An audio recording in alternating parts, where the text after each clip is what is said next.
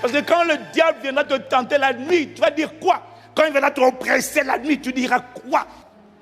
Tu fais des cauchemars, on t'intimide, on te dit les sorciers veulent te tuer, et tu fais quoi? Esprit de sorcellerie, je te chasse, je te réprime. C'est bien, mais ce n'est pas encore la vraie foi, ça. Ça, c'est juste une proclamation. Ça devient la proclamation de foi lorsque tu dis esprit de sorcellerie. Quiconque se dresse contre moi, il est écrit, tombera sous mon pouvoir. Là, c'est la foi maintenant qui est en train de parler. Oh, Kayare Mamasa. Le problème, c'est que ton voisin ne sait pas où c'est écrit. Il ne connaît pas ce texte. Tu ne connais pas le texte. Alors tu pries seulement au nom de Jésus. Je vous chasse, je vous chasse, je vous chasse. Tu chasses qui? Je vous détruis, je néantis, je brise les autels qui portent contre ma vie. Je détruis les autels. Ça, c'est pas la foi, ça, c'est la prière. La prière avec la foi, c'est il est écrit, donner des ordres. Ils sont sans effet, former des projets, ils sont anéantis, car le Seigneur, Dieu, est avec nous. Ça, c'est la foi. La foi, la prière de foi, c'est la prière où tu dis pas, esprit de sorcellerie, sors, je te chasse. Non, c'est Luc 10, verset 19, il est écrit, voici, je vous ai donné le pouvoir de marcher sur les scorpions et les serpents, sur toute la puissance de l'ennemi. Rien ne peut vous nuire. Par conséquent, ça c'est la prière de foi. Par conséquent, je déclare et je décrète que maintenant, je marche au nom de Jésus contre tous les serpents, les scorpions, toute la puissance de l'ennemi déployée contre moi. Et tu sais quoi? Je déclare que rien ne peut me nuire. Ça veut dire quoi? Il n'y aura aucune représailles. Il n'y aura pas un mal au dos à mon réveil le matin. Non, non, non. Il rit, oh, Kamarebosh.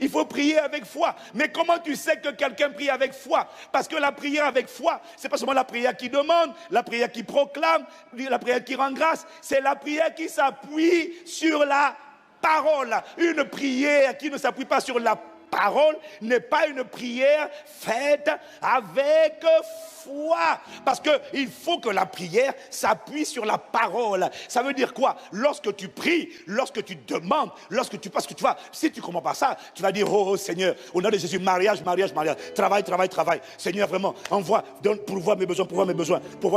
Tu peux prier comme ça longtemps. Seigneur, pourvois. Hey, Jésus, Seigneur, pourvois. Ça, ce n'est pas la prière. Ce n'est pas la prière avec foi. La prière avec foi, c'est la prière qui s'appuie sur la... C'est-à-dire, c'est la prière qui commence par « Seigneur, tu as dit dans ta parole. Seigneur, je prie. Seigneur, j'exige. Seigneur, je réclame. » Pourquoi? Parce que tu as dit dans ta parole. S'il n'y a pas, tu as dit dans ta parole, il n'y a pas la foi. Parce que la foi s'appuie, hypostasis, s'appuie sur quelque chose que Dieu a dit. Le challenge dans l'église d'aujourd'hui, du 21e siècle, c'est que les gens ne savent pas ce que Dieu a dit. Ils ne connaissent pas la parole. Ils connaissent les chansons de Sinach. Mais ils ne connaissent pas la parole. Il faut s'appuyer sur la parole. La prière qui ne s'appuie pas sur la parole, ce n'est pas la prière faite avec foi. Je n'ai pas entendu. Dis à quelqu'un, il ne suffit pas de prier.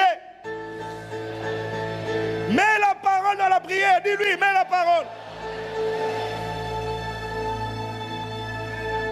Et la prière faite avec foi, c'est la prière qui est appuyée sur la parole. Quand tu parles au diable, il ne suffit pas de parler.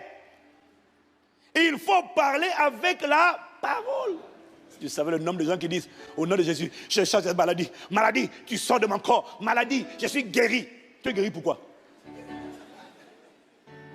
Tu t'appuies sur quoi? Je chasse cette maladie. Je détruis la maladie. D'accord, là tu as prié. Où est la foi? Ajoute la foi. Parce que s'il n'y a pas la foi, tu as prononcé des paroles. La puissance vient de la parole. Dieu veille pas sur la prière, Dieu veille sur la parole pour l'exécuter. Dieu veille sur la parole.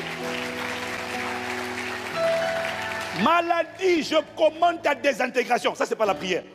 La prière, c'est pas la prière avec foi. La prière avec foi, c'est maladie, je commande ta désintégration. Car il est écrit, par ces meurtrissures, j'ai été guéri. Ça, c'est number one. Deuxièmement, il est écrit, il n'y a désormais plus aucune condamnation pour ceux qui sont en Christ et qui marchent non selon la chair, mais selon l'esprit. En effet, la loi de l'esprit de vie en Christ Jésus m'a affranchi de la loi du péché et de la mort. Mort, où est ta victoire? Mort, où est ton aiguillon? Dans le nom de Jésus, je te taille en pièces. Tu quittes mon corps parce que ce corps a été racheté, car vous avez été lavé, vous avez été racheté au prix du sang précieux de Jésus-Christ. Ce corps a été racheté par le sang, et le sang parle en ma faveur. C'est la parole. Il ne suffit pas de prier. Quelqu'un me dit amen. Tu vois, ça, ce sont les fondamentaux. Mais si le Saint-Esprit m'a donné cette parole, c'est parce qu'il y a beaucoup qui ne connaissent pas les fondamentaux. Beaucoup prient. Je me marie, Seigneur, je me marie. Mon mari. Mais tu t'appuies sur quoi? Tu t'appuies sur quoi? Seigneur, il est écrit dans ta parole, il n'est pas bon que l'homme soit seul. Et il est aussi écrit quelque part que celui qui brûle se marie. Moi, je n'ai pas le don de célibat. Donc, Seigneur, je suis qualifié, je m'appuie sur la parole. Je dis que celui qui brûle se marie. Donc je suis qualifié pour me marier. Est-ce que quelqu'un me suit? Dis à quelqu'un, il ne suffit pas de prier. Non. Il ne suffit pas de prier. Il ne suffit pas de demander. Il ne suffit pas de proclamer une chose et de croire seulement que ça va s'accomplir. Non. Il faut que ce que tu crois, ce dont tu crois que ça va s'accomplir, soit basé sur la parole. Si toi tu as prié et tu dis maintenant je crois que j'ai reçu, alors je le verrai s'accomplir. Et que tu n'as pas appui, tu ne t'appuies pas sur une parole que Dieu a donnée, ce n'est pas la foi. C'est un souhait, c'est un espoir, c'est une espérance, mais ce n'est pas la foi. Dieu n'est pas engagé dans l'espérance. Dieu est engagé lorsque la foi est trouvée dans ton cœur et qu'elle tape cette parole serrée, gardée dans ton cœur. Dieu veille sur cette parole-là pour l'exécuter. Quelqu'un dit amen. Amen. Beaucoup confondent la foi et la pensée positive. Positive, ils espèrent. Ça va aller, ça va aller, ça va aller. Ça va aller, ça va aller, ça va aller. Non. La foi repose sur ce que Dieu a dit. Je n'ai pas entendu ton amen. On peut prier sans prier les prières de foi. Sans associer la foi. Seigneur, sauve ma famille. Seigneur, sauve mes parents, sauve mes frères et sœurs. Pourquoi? Tu pries comment? Oh Seigneur, sauve mes... Mais qu'est-ce qui te garantit que tu vas sauver ta famille? Mais non, il est obligé de sauver. Pourquoi? Mais non, mais parce que s'ils vont en enfer, c'est pas bien. Oh Seigneur, sauve, je te prie. Sauve, oh, aie compassion, sauve mes parents, sauve mon frère, sauve ma femme, sauve mes enfants, sauve mon mari, Seigneur, pourquoi? Et il y a une fois qu'il demande pourquoi? Oh Seigneur, parce que s'ils ne vont pas sauver, ils vont aller en enfer, c'est pas bien, vraiment, tu ne peux pas laisser faire ça.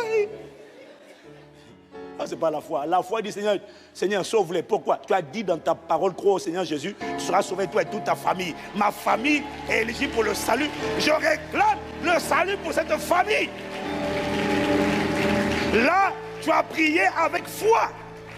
Et Dieu prend cette parole qui est dans ton cœur et il dit, je vais l'exécuter, garde seulement la parole. Donc la prière que Dieu agrée, la prière persistante exige la foi. La prière que Dieu exauce et manifeste exige la foi. Mais la question que je te pose, c'est comment peux-tu prier avec foi si tu ne sais pas ce qui est écrit? Comment tu fais? Tu as idée du nombre de gens, ils ne sont pas capables de citer les versets bibliques. Ils ne savent pas. Donc, quand tu pries, c'est Seigneur agis. Seigneur agis. Sur quelle base j'agis? Agis seulement. Non. Qu'est-ce que j'ai dit? Tu t'appuies sur quoi?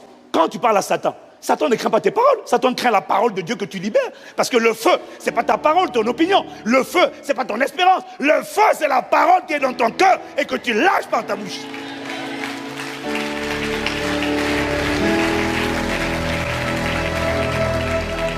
J'ai pas entendu ton amen. La prière que Dieu exauce, la prière persistante requiert la foi. Il m'a dit, beaucoup de gens prient. Mais tes prières n'ont pas d'impact. Elles ne font pas plaisir à Dieu. Ce qui fait plaisir à Dieu, c'est quand tu lui rappelles ce qu'il a dit. Tu as pris ça, tu as gardé dans ton cœur, et tu viens devant Dieu, tu dis, Seigneur, moi, quiconque respecte l'entendre ne sera pas confondu. Dieu dit, dans Isaïe 43, je crois, il dit, viens, parle toi-même pour te justifier, réveille ma mémoire, plaidons, vas-y, exprime. Bon, c'est quoi? Vas-y, parle. Maintenant, tu vas entendre les chrétiens. Fais seulement. Non, il n'y a pas de fais seulement. Qu'est-ce que j'ai dit? Mais notre génération, on ne connaît pas la parole. On ne connaît pas les Écritures. Le pasteur Ivan a dit, non, pas le pasteur Ivan a dit. Qu'est-ce que j'ai dit? Rappelle-moi ma parole. Parce que ce que dit le pasteur Ivan est basé sur les Écritures. Mais la foi, c'est bien si tu as écouté l'enseignement, tu as écouté, on a prié, on a prophétisé, c'est formidable. Mais je vais te dire une chose, pour faire asseoir ça à l'intérieur de toi, il te faudra plus que la parole d'un pasteur. Il faudra que tu fasses comme les chrétiens de Béret. Le pasteur Paul a prêché. Ils disent Amen, pasteur Paul. Maintenant, Actes chapitre 17, verset 11. Quand ils vont à la maison, la Bible dit qu'ils examinent les Écritures pour savoir si ce que Paul a dit, c'était ça.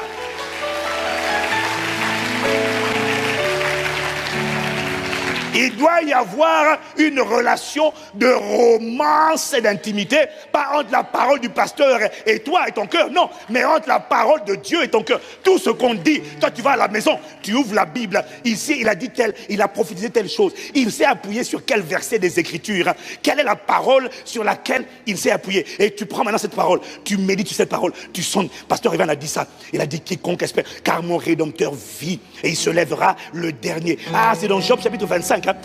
Et toi-même, quand tu vas lire Job comme ça, là, il va se passer quelque chose. Quelque chose va sortir de ce livre et va rentrer dans ton cœur. C'est ça qu'on appelle la foi.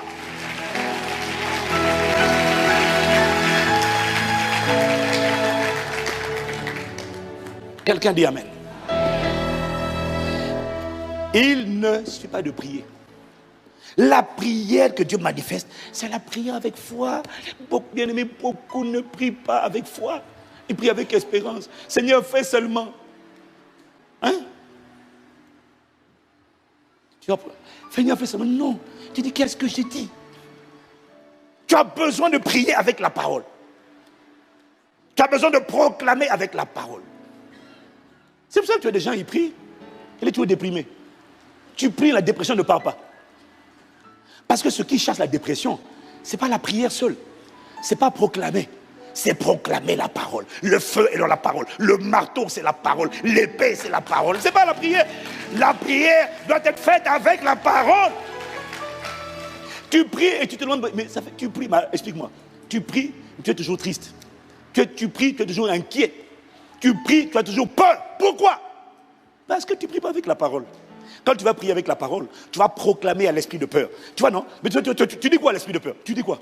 Esprit de peur, sors de ma vie au nom de Jésus. Mais quoi d'autre? Jésus a dit, je vous laisse ma paix, je vous donne ma paix. C'est cette paix-là que je prends au nom de Jésus-Christ. Il a dit dans Ésaïe 26, il a dit à celui qui est ferme dans ses sentiments, tu assures la paix parce qu'il se confie en toi. Je déclare que cette paix est mon partage et que tout ce qui veut me troubler sort de ma vie au nom de Jésus-Christ. Là, tu as parlé avec la parole. Quelqu'un me dit Amen. Dis à quelqu'un, prie avec la parole. C'est ça la prière de la foi. C'est la prière qui s'appuie sur la parole. La prière qui s'appuie sur les promesses de Dieu. Ce que Dieu a dit, sachant que pour nous qui sommes nés de nouveau, dans la nouvelle alliance, toutes les promesses de Dieu, te dit 2 Corinthiens 1 au verset 20, toutes les promesses de Dieu, ce que Dieu a promis dans l'Ancien Testament, eux, c'était des promesses, c'était conditionnel. Mais depuis que nous sommes en Christ, ma Bible dit que toutes les promesses de Dieu, Dieu a dit déjà oui et amen, c'est fini. Dieu est déjà OK. Il n'y a plus de conditions, il y a juste besoin de la foi. Sachant que quand Dieu fait une promesse à un homme dans la Bible, il l'a fait à toi. Parce que cette parole est vivante. Tout ce que Dieu dit, promet à quelqu'un, tu l'appliques à toi, parce que Dieu ne fait pas de favoritisme.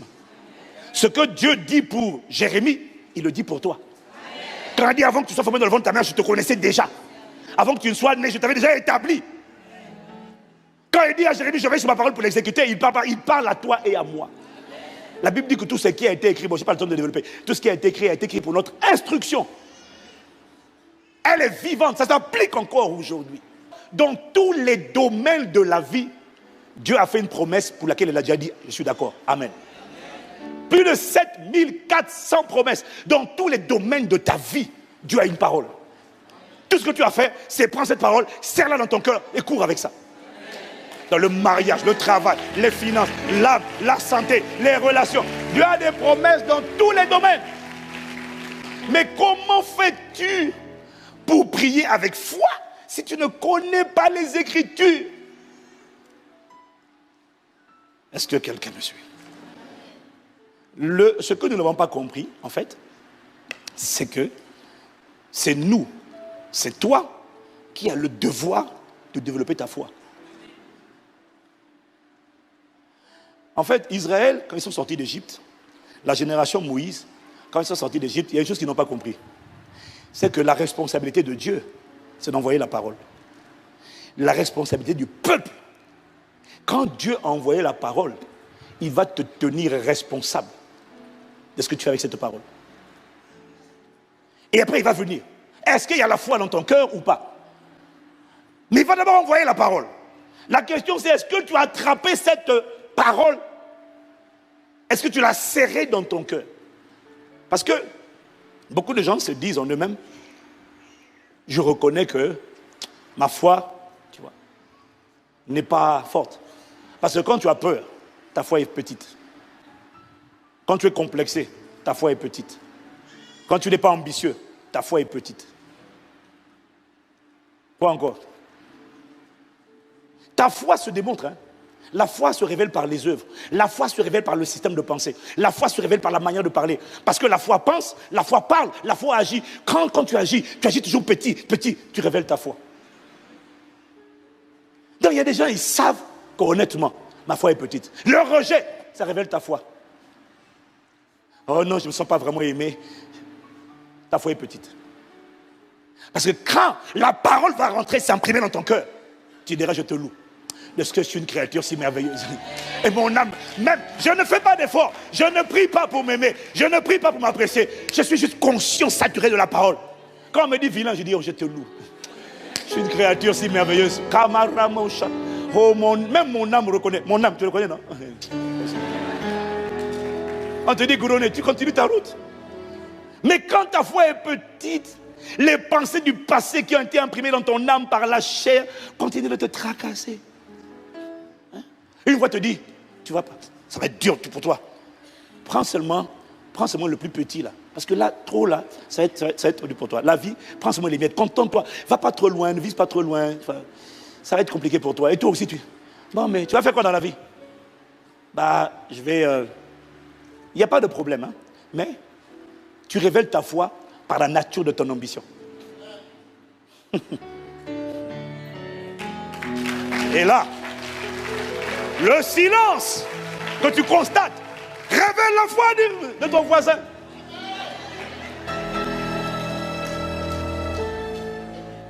Tu révèles ta foi par la nature de ton ambition.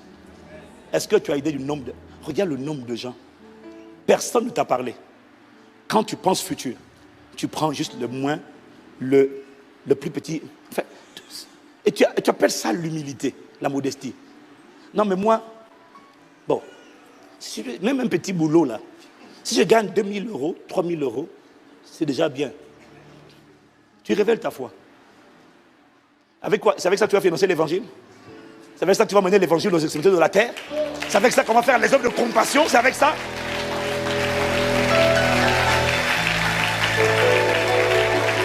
Là où on a cogné, c'est sur la foi. Tu révèles ta foi dans ton système de pensée. Quand tu es rempli de la pensée de Christ, tu penses comme Christ, tu penses royauté, tu penses conquête, tu penses excellence, tu penses expansion, tu penses. Que la foi de Christ soit ton partage au nom de Jésus. Ah!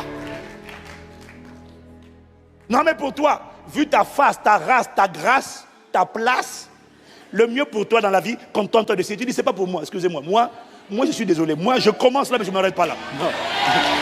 Je ne méprise pas les petits commencements. Je commence là mais je ne m'arrête pas là. Dis-moi amen. Ah. C'est quoi cette mentalité? Ça révèle la foi. Les gens ne passent pas du temps dans la parole. Ils ne se saturent pas de la parole. Ça se voit. Une parole négative d'un professeur, d'un parent, tu as battu. Tu n'as pas la foi. On te dit non, là personne n'a jamais fait. Ah, bon, d'accord. Hein? Je serai le premier. Tel il est, tel je suis. On te dit non. Église, tout est dans la foi est le moteur de tout. Pourquoi tu choisis le petit que tu choisis? Ta foi. Regarde la plupart des gens. Non, excusez-moi, on va régler les comptes aujourd'hui. Non, parce que tu pries, mais tu n'as pas la foi. La parole t'a pas reprogrammé. L'intelligence n'a pas été renouvelée. Hein? Tu parles quelle langue? Tu parles anglais? Little bit. Tu parles espagnol? Ah, débrouille, hein. Et tu comptes parler couramment l'anglais ou pas? Tu viens de révéler ta foi. Tu viens de révéler l'ampleur de ta vision. Parce que si tu te vois à la dimension internationale, si tu te vois déployé dans tout le monde, ça veut dire que tu sais, attends. Parce que la langue là, c'est la clé de la communication. C'est la clé pour entrer dans les cultures des gens. Si tu te vois homme d'affaires, tu te vois en train de se déployer partout, tu te prépares. La preuve de la foi, c'est la préparation. Je sais que je vais là-bas, je me prépare. Je sais que je vais là-bas. Alors, je me redimensionne déjà.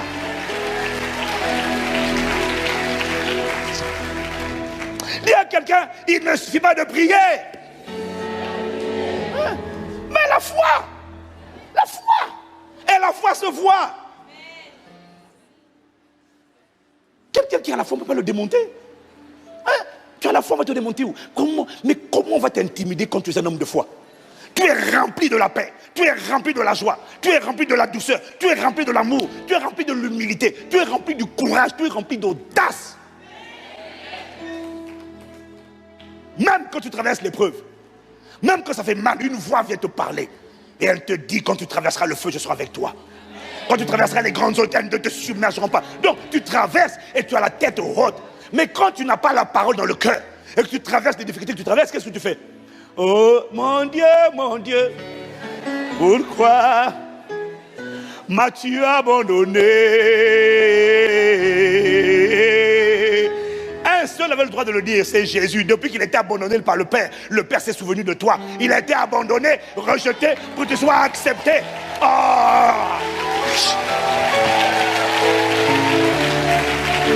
Dis-moi amen.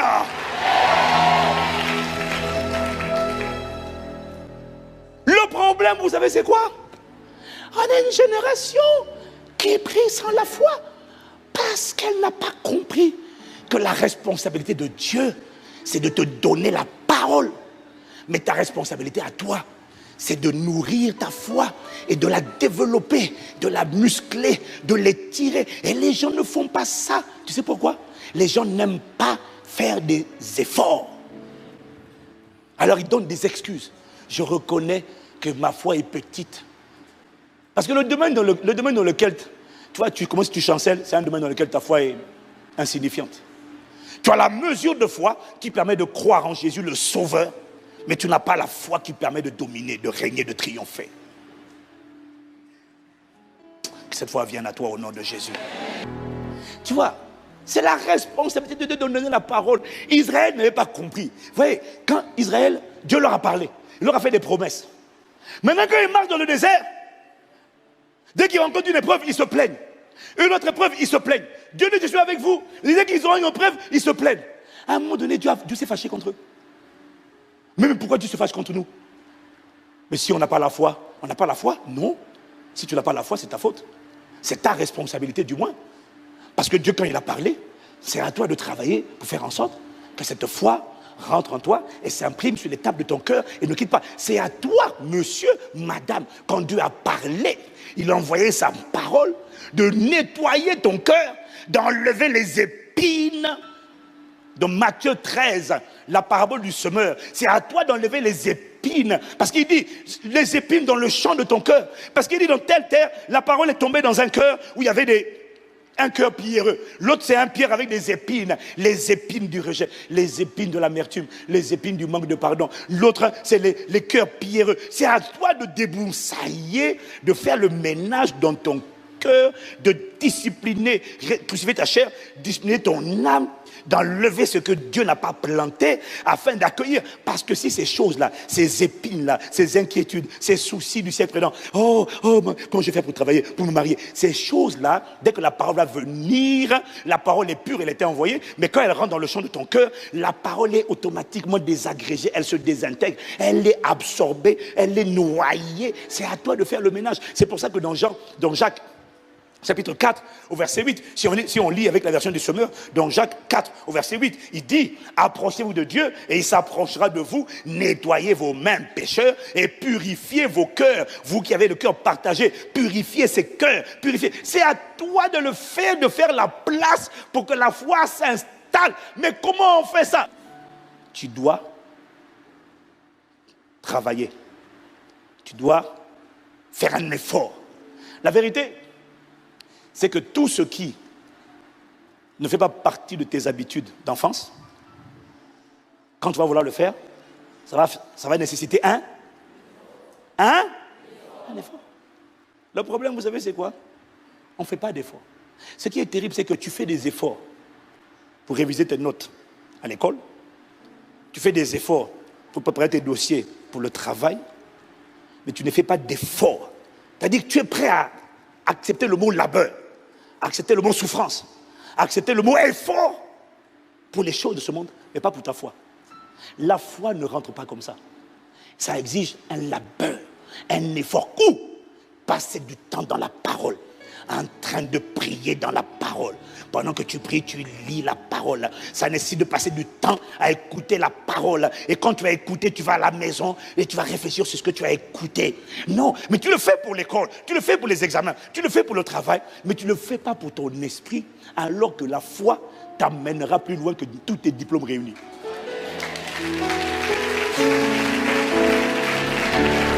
La foi t'amènera. Le diplôme n'enfante pas en toi la vision. La foi fait naître la vision. La vision détermine où tu iras. Avec ou sans diplôme, je ne suis pas contre le diplôme, j'en ai pas mal. Mais je dis que ce n'est pas le diplôme qui fait la différence. C'est la foi. Le problème, c'est que tu es obligé de faire des choix dans la vie. Pour que la foi monte en toi, il y a un effort, il y a un effort, il y a un labeur. Tu vas devoir dire non à certains divertissements. Tu vas devoir dire non à certaines fréquentations inutiles, non à certains gaspillages de temps et accepter de passer un peu de temps. Non, mais moi je pensais que c'était le pasteur Ivan qui devait le faire pour nous. Formidable, le pasteur il le fait pour lui-même, mon gars. Chacun de nous doit passer du temps dans la parole. Parce que quand le diable viendra te tenter la nuit, tu vas dire quoi? Quand il viendra te oppresser la nuit, tu diras quoi? C'est ça. C'est pour ça que les gens ont peur. Et il n'y a pas la foi. Tu fais des cauchemars, on t'intimide, on te dit les sorciers veulent te tuer, et tu fais quoi? Il n'y a pas la foi. Esprit de sorcellerie, je te chasse, je te réprime. C'est bien, mais ce n'est pas encore la vraie foi, ça. Ça, c'est juste une proclamation. C'est une proclamation. Ça devient la proclamation de foi Lorsque tu dis esprit de sorcellerie, quiconque se dresse contre moi, il est écrit, tombera sous mon pouvoir. Là, c'est la foi maintenant qui est en train de parler. Oh, Kayare Mamasa. Le problème, c'est que ton voisin ne sait pas où c'est écrit. Il ne connaît pas ce texte. Tu ne connais pas le texte. Alors tu pries seulement au nom de Jésus. Je vous chasse, je vous chasse, je vous chasse. Tu chasses qui? Je vous détruis, je néantis, je brise les autels qui portent ma vie. Je détruis les autels. Ça, c'est pas la foi, ça, c'est la prière. La prière avec la foi, c'est, il est écrit, donner des ordres. Ils sont sans effet, former des projets, ils sont anéantis, car le Seigneur, Dieu, est avec nous. Ça, c'est la foi. La foi, la prière de foi, c'est la prière où tu dis pas, esprit de sorcellerie, sors, je te chasse. Non, c'est Luc 10, verset 19, il est écrit, voici, je vous ai donné le pouvoir de marcher sur les scorpions et les serpents, sur toute la puissance de l'ennemi. Rien ne peut vous nuire. Par conséquent, ça c'est la prière de foi. Par conséquent, je déclare et je décrète que maintenant, je marche au nom de Jésus contre tous les serpents, les scorpions, toute la puissance de l'ennemi déployée contre moi. Et tu sais quoi? Je déclare que rien ne peut me nuire. Ça veut dire quoi? Il n'y aura aucune représailles. Il n'y aura pas un mal au dos à mon réveil le matin. Non, non, non. Oh, Kamarebos. Kayara Marebos. Dis à quelqu'un, prie avec foi. Ouais, c'est ça. Tu me regardes bizarrement parce que toi, c'est de toi qui parlais. C'est de toi que cet esprit me parlait. Non, tu pries, tu proclames, il n'y a pas la parole. Hein? C'est la parole qui a le pouvoir. Tu te lèves la nuit. Je fais cauchemar. Non, il est écrit. Quand je me coucherai, je serai sans crainte. Quand je serai couché sur mon sommeil, sera doux. Qui a perturbé mon sommeil? C'est comme toi que je viens au nom de Jésus. Je ferme les portes, je viens. Mais tu ne peux pas dire, au nom de Jésus, je te taille en pièces. Mais sur quelle parole? Quel commandement, quelle parole l'ennemi a-t-il transgressé? Je viens au nom de Jésus, d'accord. Mais tu t'appuies sur quoi? Est-ce que quelqu'un me suit? On prie avec la parole. C'est ça la foi. Il faut que tu arrêtes de prier. Je prie. Je chasse. Mais tu chasses quoi? Sur quelle base? Back up, appuie-toi sur la parole et tu décolles de la parole. Là, Dieu est avec toi. Il veille sur cette parole pour l'exécuter. Mais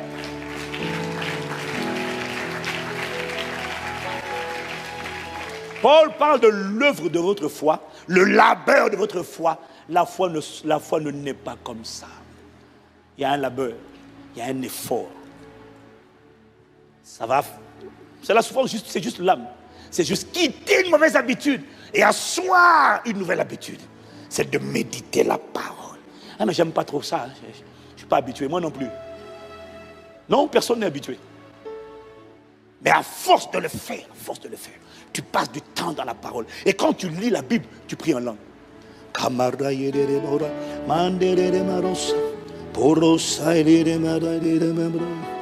Passe du temps dedans, mon ami. Un seul réma qui quitte cette parole, qui rentre dans ton cœur, va t'accompagner tout au long de ta vie.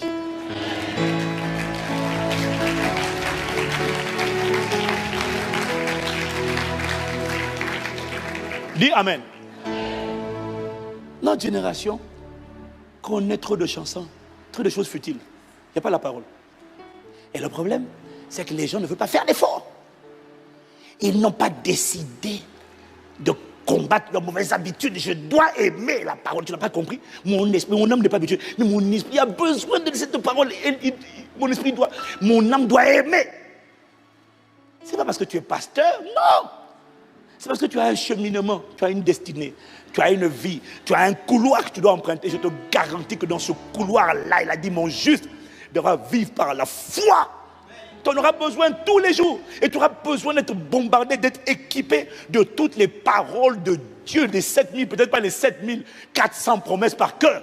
Mais il faut que dans ces 7400 promesses, tu aies suffisamment de grenades. J'ai des grenades pour la famille, j'ai des grenades pour l'éducation des enfants, j'ai des grenades. Je suis chargé à bloc. Et puis je marche avec cette parole-là. Je suis chargé et je marche dans la vie avec la conscience de cette parole. C'est personnel. Mais il faut un effort. J'ai dit, mais c'est parce que toi tu es pasteur. Tous les versets bibliques que je connais aujourd'hui, à 99%, je les connaissais 2 ans après ma nouvelle naissance. Je n'étais pas pasteur, j'étais frère Ivan. Je les connaissais. Il y en a même avec le temps, j'ai oublié. À l'époque, je te citais plein de versets, ça sortait comme ça. Ça veut dire quoi? Ah, mais comment tu as fait? Ah, bah écoute, c'est sûr que pendant la pause midi, quand on était en jeûne et prière, moi je me retirais seul dans mon coin. Dieu merci, je n'avais pas Facebook, je n'avais pas WhatsApp, je n'avais pas les réseaux sociaux. J'avais ma Bible. Je m'isolais dans un coin et je lisais. Je lisais. J'étais pas, non, j'étais frère comme toi. Je lisais. Et cette fois, cette parole a commencé à construire une vision, une assurance, une audace, une ténacité, un courage. Tu es devenu quelqu'un impossible à arrêter, à intimider, à impressionner. Quelqu'un qui est rempli de confiance en lui-même, de confiance en Dieu et de confiance dans ce que Dieu a mis en lui. Quelqu'un qui a été délivré de la comparaison. Quelqu'un qui a compris qu'avec Dieu, tout est possible. Et qui a décidé que, non, qui a décidé qu'il ne vivra pas une vie dans la présence qui est aussi indifférente que l'absence. Quelqu'un qui a décidé que sa vie glorifiera Dieu. Ça vient de ce genre d'assurance-là. Mon temps a été investi dans la parole. Pendant que toi, dès que tu as un break, WhatsApp, quelle est la niaiserie, quelle est la rumeur ou la niaiserie en date là, des derniers temps là? Oh les filles, vous savez quoi? Groupe de 50 personnes, kiff, oh, cool, oh, MDR, lol, oh. Autant de temps passé, alors que tu aurais pu juste passer du temps sur une parole, un verset qui va réveiller. Oh. Je sais que tu n'aimes pas ça, c'est pas grave. Il faut que la parole sorte de toi. Mais si elle n'est pas rentrée, le Saint-Esprit ne va pas t'aider à la faire sortir. Le Saint-Esprit ne peut aider que quelqu'un qui s'est aidé tout seul. Comment tu t'es aidé? En prenant la parole, en la méditant, en creusant, en écoutant des enseignements audio qui parlent de la parole, vidéo, des livres. Et après les livres, après les enseignements, qu'est-ce que tu fais? Tu repars encore dans la parole pour voir un peu ce que tu as lu, ce que tu as entendu.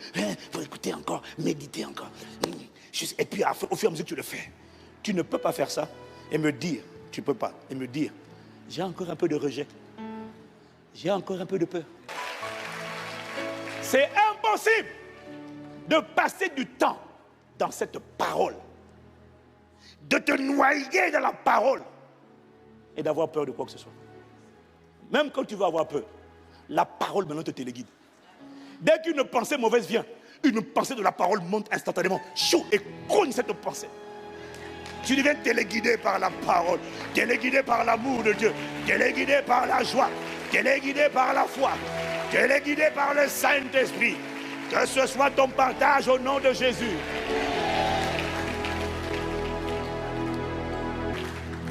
Décide de te construire. Personne ne le fera pour toi. Sauf que ta dimension de foi déterminera jusqu'où tu iras. Pas ton diplôme, pas ton travail, c'est ta foi. Le plus grand atout, c'est avec quoi Dieu opère, c'est la foi. Quand ta prière devient des prières basées sur la parole, donc des prières de foi, waouh, on ne peut pas te bloquer. Je te vois y arriver au nom de Jésus. Aïe,